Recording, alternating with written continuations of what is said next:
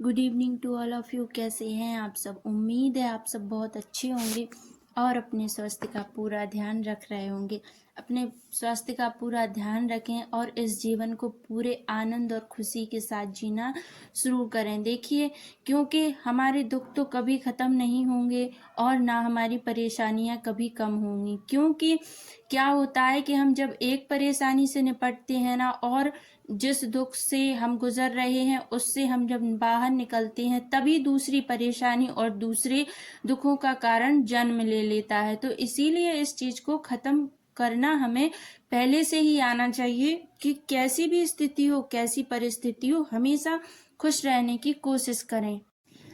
तो एक बार क्या होता है कि एक राजा होते हैं जिनके पास सब चीजें होती हैं और उन्हें सारी चीजें उनके पास रहती हैं, यानी उनके पास हर चीज रहती है। ऐसी कोई चीज नहीं है जिस चीज की उनके पास कमी हो। लेकिन उनके पास एक चीज थी जो उनके पास बिल्कुल नहीं थी, यानी वो खुद कभी खुश नहीं रह पाते थे। ऐसा उन्हें खुद महसूस होता था और ऐसा सारी प्रजा उनसे कहती थी कि आखिर ऐसी कौन सी बात है जिस वजह से महाराज कभी प्रसन्न नहीं रहते हैं, वो कभी खुश रहते ही नहीं है। हालांकि महाराज को तो हमेशा खुश रहना चाहिए, उनके पास तो सब चीजें हैं।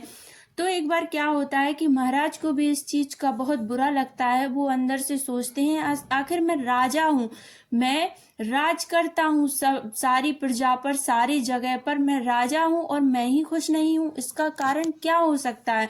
तब वो अपने सारे जो उनकी सेना रहती है वो उनसे बोलते हैं कि आप लोग दुनिया का सबसे खुश इंसान मेरे पास लाकर खड़ा करो, जिससे मैं पूछ सकूं कि आखिर ऐसी क्या बात है जिसकी वजह से मैं खुश नहीं रह पा रहा हूं और आप इतने खुश रहते हैं।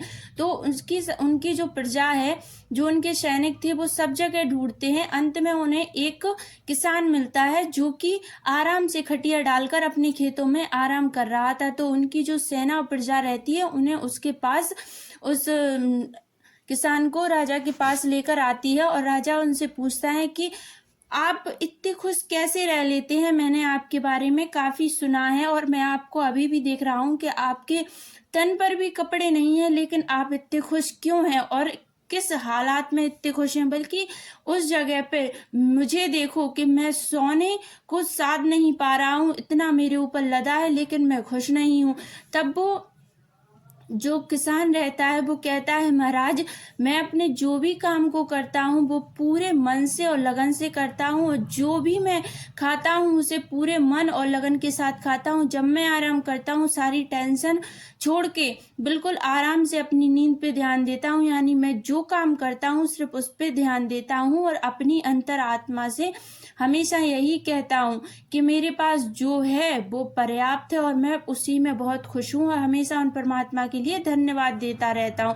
तो इतनी सी बात सुनकर राजा को अंदर से इतना अजीब सा लगता है। राजा सोचते हैं, हालांकि ये एक किसान होकर इतना ज्यादा समझदार कैसे हो सकता है, और मैं देखो मैं इतनी बड़ी मूर्खता कर रहा हूँ कि एक राजा होकर मैं खुश नहीं रह पा रहा हूँ। तो शायद है, उम्मीद है आप सबको भी ये कहानी अच्छी लगी होगी, थोड़ी बहुत समझ में आई होगी कि जो आपके पास है वही पर्याप्त है। उसी को धन्यवाद देते रहे निरंतर रूप से उन परमात्मा के लिए, क्योंकि उनने जो दिया है वो आपको बहुत ज्यादा दिया है, क्योंकि उन्हें पता है आपको कब क्या और किस जगह पर देना है। इसीलिए जो है उसे पर्याप्त समझे, उन परमात्मा के लिए धन्यवाद देते रहें और अपना जीवन खुशी और आनंद पूर्वक जीते रहें।